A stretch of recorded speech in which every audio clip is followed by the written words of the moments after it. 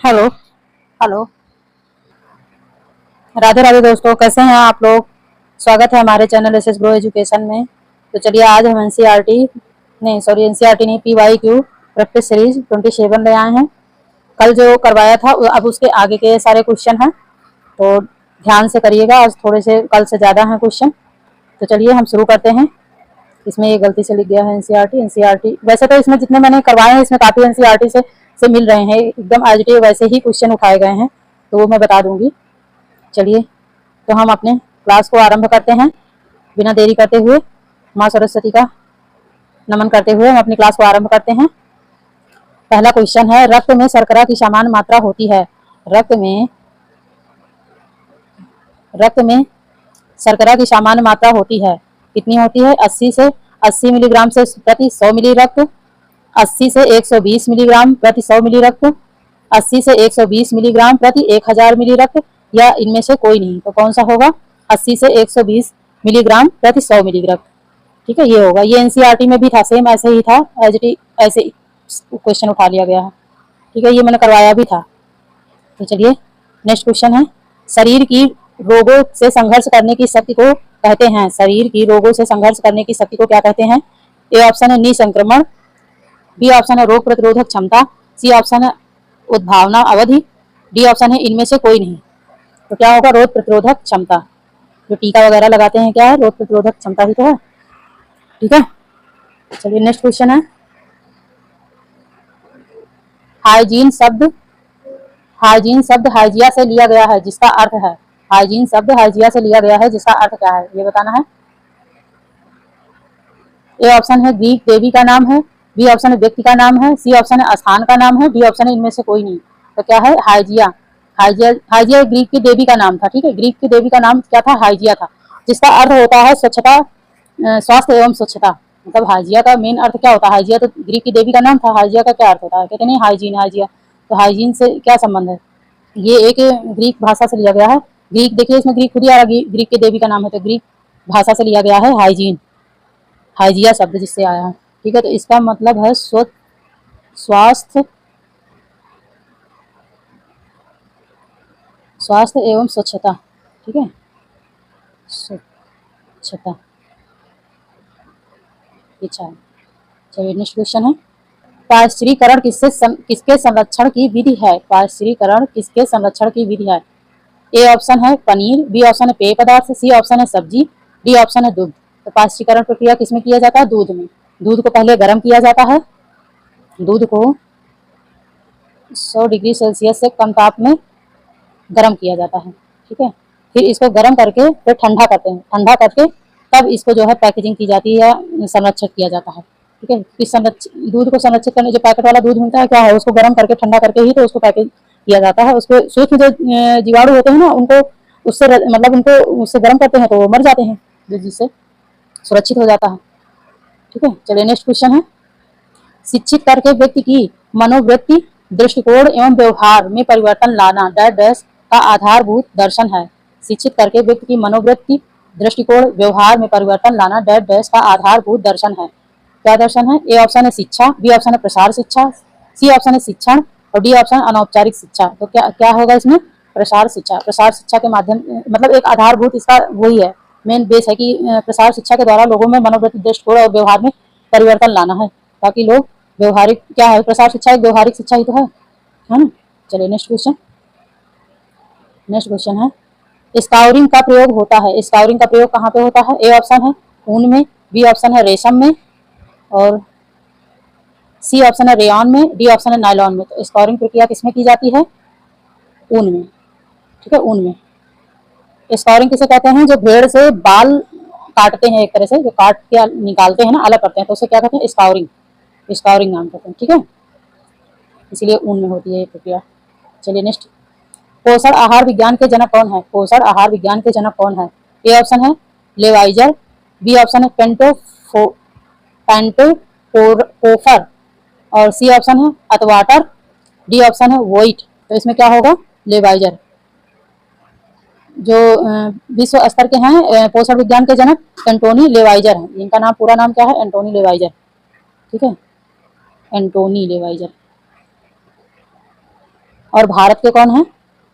भारत के कौन है? भारत के डॉक्टर कोलुथुर गोपालन। गोपालन याद रखो बस, गोपालन, ठीक है, गोपालन, कोलुथुर गोपालन, गोपालन ही ज्यादा रहता है पर नाम याद होना चाहिए। कोलुथुर गोपालन भारत के हैं और एंटोनी लेवाइजक विश्व के हैं, ठीक है। चलिए नेक्स्ट क्वेश्चन है, जैविक मूल्य का प्रयोग किसकी गुणवत्ता माप के लिए होता है? नेक्स्ट क्वेश्चन है, जैविक मूल्य का प्रयोग किसकी गुणवत्ता माप के लिए होता है? ए ऑप्शन है कार्बोहाइड्रेट, बी ऑप्शन है प्रोटीन, सी ऑप्शन है वसा, डी ऑप्शन है विटामिन। तो किसके लिए होता है, किसकी गुणवत्ता माप के लिए होता है? प्रोटीन की, प्रोटीन की गुणवत्ता माप के लिए होता है। प्रोटीन की पाचन क्षमता और उसमें मौजूद अमीनो एसिड की मात्रा को दर्शाता है जैविक मूल्य, ठीक है। चलिए नेक्स्ट क्वेश्चन है, शिशु मृत्यु दर की गणना की जाती है। शिशु मृत्यु दर की गणना कैसे की जाती है? ए ऑप्शन है जन्म लेने वाले प्रति 100 शिशुओं के आधार पर, बी ऑप्शन है जन्म लेने वाले प्रति 1000 शिशुओं के आधार पर, सी ऑप्शन है विभिन्न रोगों के संक्रमण के आधार पर, डी ऑप्शन है जन्म एवं मृत्यु दर संख्या के अंतर के आधार पर। तो ये मैंने करवाया था, एनसीईआरटी में था, मातृ मृत्यु दर और शिशु मृत्यु दर दोनों था। शिशु मृत्यु दर की गणना की जाती है जन्म लेने वाले प्रति 1000 शिशुओं के आधार पर, ठीक है, प्रति 1000 शिशुओं के आधार पर ये पता किया जाता है कि कितने बच्चे मृत्यु हैं या कितने बच्चे जीवित हैं, उसके आधार पर पता चलता है, ठीक है। चलिए नेक्स्ट क्वेश्चन है, निम्न में से कौन सा एक वैट रंजक है? निम्न में से एक कौन सा वैट रंजक है? ए ऑप्शन है हल्दी, बी ऑप्शन है नमक, सी ऑप्शन है कोलतार और डी ऑप्शन है इंडिको। तो वैट रंजक कौन सा है? इंडिको, ये सबको पता है, बहुत इजी क्वेश्चन, इंडिको एक वैट रंजक है, ठीक है। चलिए नेक्स्ट क्वेश्चन है,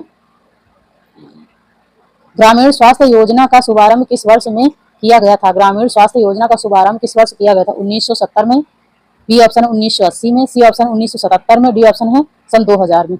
तो ग्रामीण स्वास्थ्य मिशन योजना कब प्रारंभ किया गया था? 1977 में, 1977 में शुभारंभ हुआ था। चलिए नेक्स्ट क्वेश्चन है, अंतर्राष्ट्रीय स्वास्थ्य दिवस कब मनाया जाता है? अंतर्राष्ट्रीय स्वास्थ्य दिवस कब मनाया जाता है? ए ऑप्शन है 7 अप्रैल को, बी ऑप्शन है 7 जून को, सी ऑप्शन है 5 जून को, डी ऑप्शन है 9 दिसंबर को। तो इसको भी मैंने करवाया था, अंतर्राष्ट्रीय स्वास्थ्य दिवस कब मनाया जाता है? 7 अप्रैल को, 7 अप्रैल 1986 है ना, WHO की स्थापना हुई थी, तभी से मनाया जाता है। WHO की स्थापना 7 अप्रैल 1986 को हुई थी, तो उसी के उपलक्ष्य में ये 7 अप्रैल को अंतर्राष्ट्रीय स्वास्थ्य दिवस मनाया जाता है, ठीक है। चलिए नेक्स्ट क्वेश्चन है, बच्चों में सन्निकट दूरस्थ विकास का क्रम क्या है?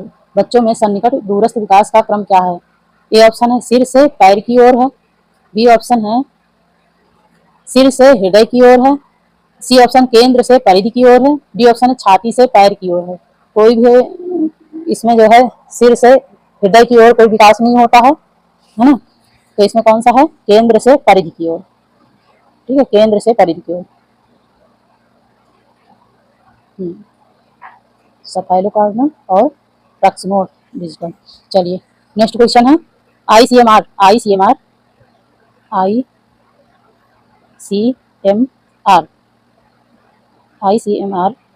और कहते हैं NIN मतलब निन, है ना, निन। और 2020 RDA ये सबने पढ़ा होगा, RDA 2020 से ही आया है ना।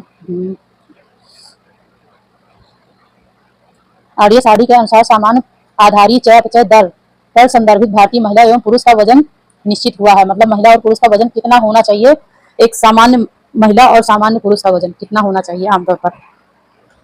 ICMR जो भारत मानक द्वारा है दर्शाया गया, भारतीय अनुसंधान द्वारा, ठीक है।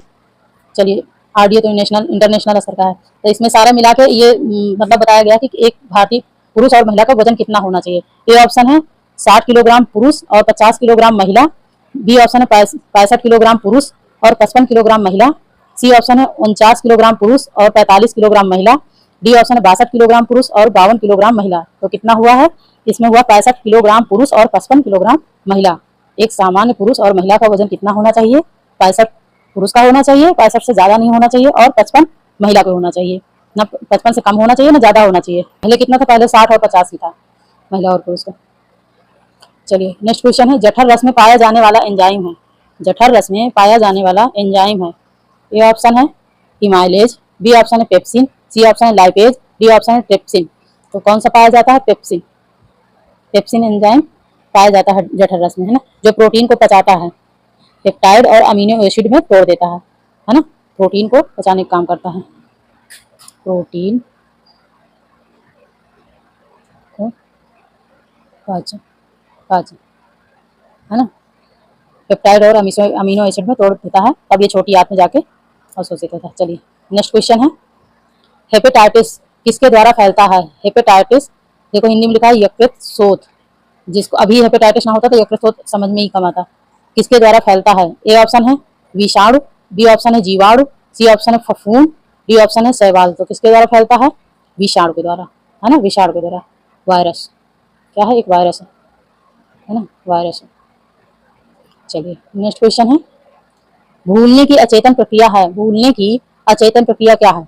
ए ऑप्शन है प्रतिगमन, बी ऑप्शन है समाहीकरण, सी ऑप्शन है दमन, डी ऑप्शन है मानसिक कल्पना। तो भूलने की अचेतन प्रक्रिया क्या है? दमन। क्या है? एक दमन है।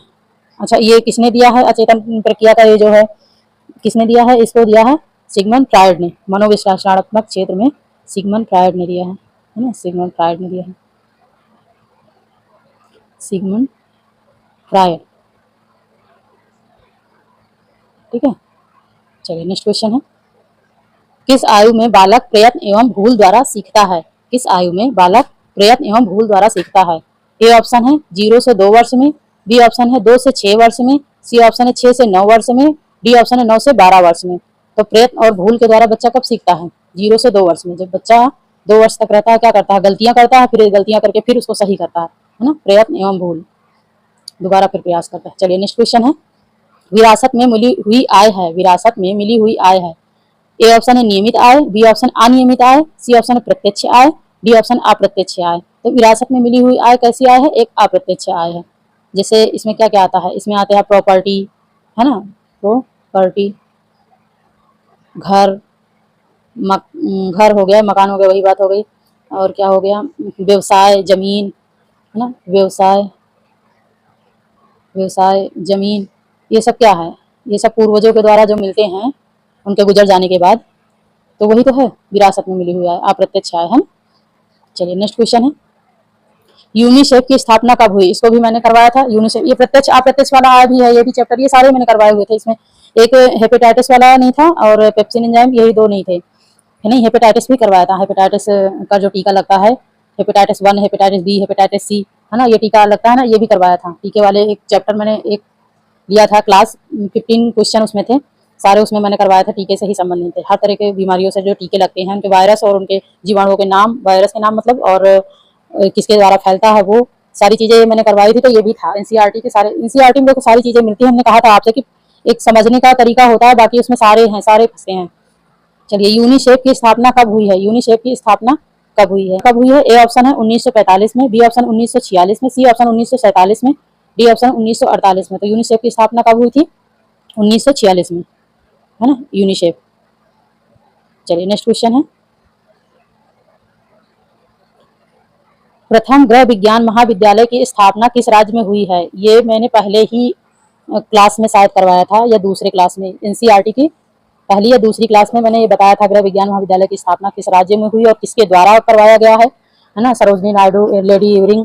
और चलिए नेक्स्ट क्वेश्चन है, हाँ, ऑप्शन है नई दिल्ली, बी ऑप्शन है उत्तर प्रदेश, सी ऑप्शन है पंजाब, डी ऑप्शन है चेन्नई।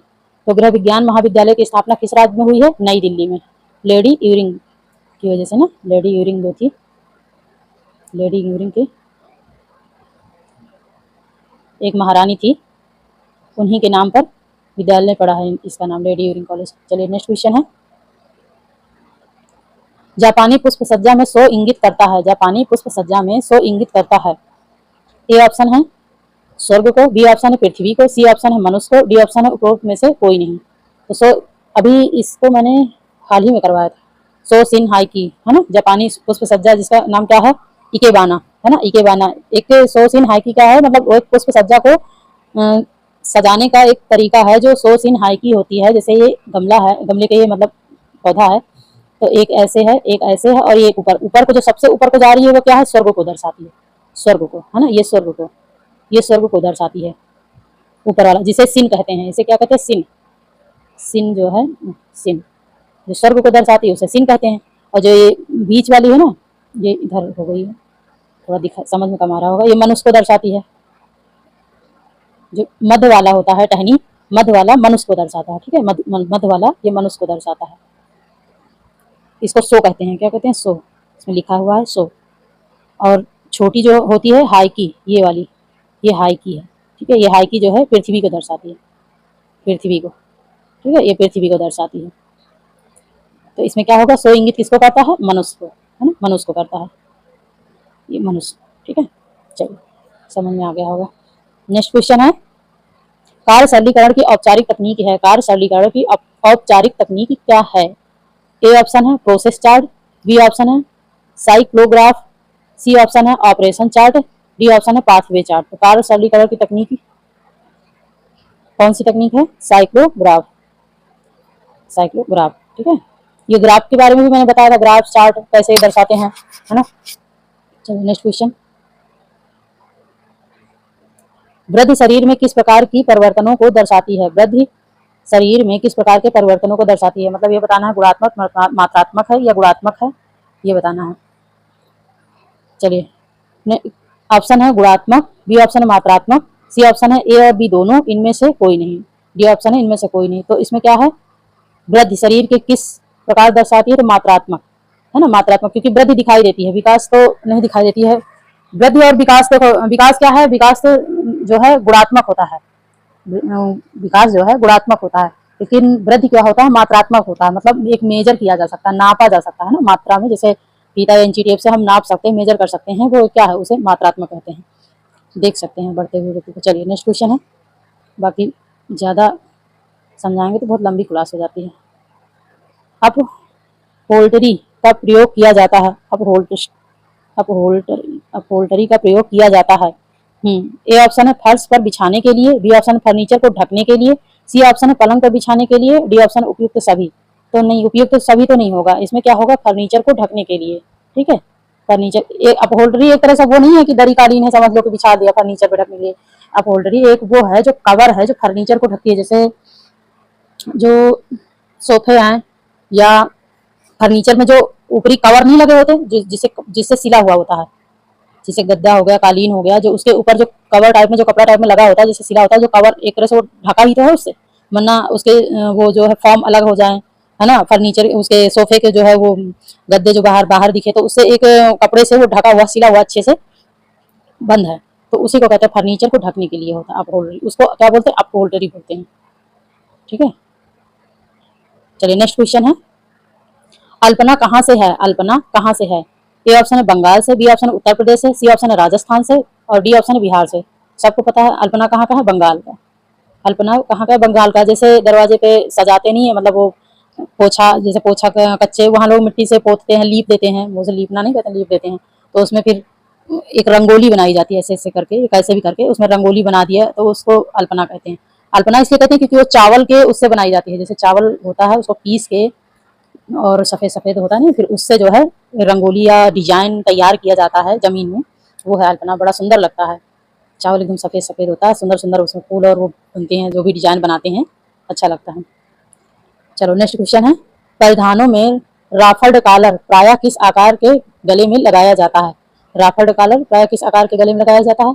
ए ऑप्शन है आयताकार, बी ऑप्शन है वी आकार, सी ऑप्शन है यू आकार, डी ऑप्शन है गोलाकार। तो किसमें लगाया जाता है? गोलाकार। गोलाकार नाम ही है राफल्ड का, ऐसे ऐसे पट्टी की तरह, ऐसे ऐसे ऐसे ऐसे, है ना, ऐसे करके राफल्ड का गोलाकार के इसमें लगाया जाता है। बुकरम का नहीं बनाया जाता, बुकरम का ऐसे पट्टी लगाते हैं। चलिए नेक्स्ट क्वेश्चन है, बाल विकास के विभिन्न पहलू है। बाल विकास के विभिन्न पहलू हैं।